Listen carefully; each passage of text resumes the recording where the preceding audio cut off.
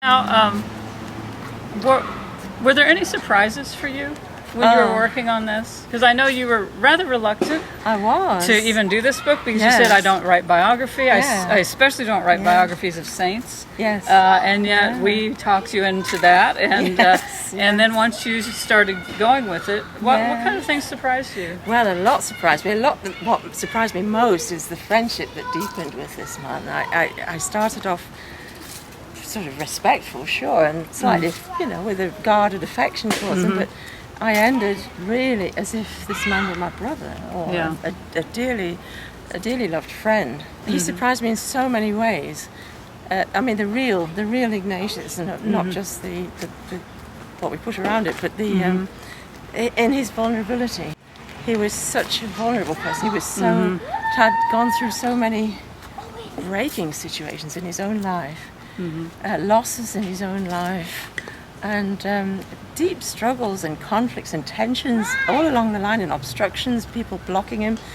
And I thought, oh, this guy is real. He's really real. And I would love to bring him down off the pedestal. Shouldn't have anything against pedestals, but as soon as you put someone on a pedestal, you lose it a bit because you separate them from yourself. So bringing the times together, the stories together, makes him not only real in himself, a person who really wept and really delighted in the stars and all those things, but also a person who offers us real practical tools to engage with real issues in our own lives.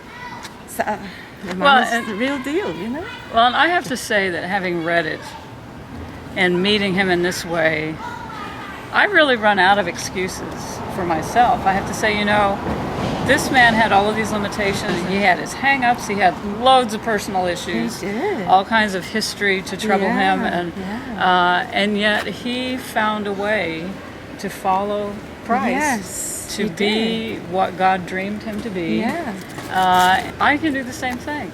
It's not just for saints on pedestals. No. This life we call Christianity. Certainly isn't.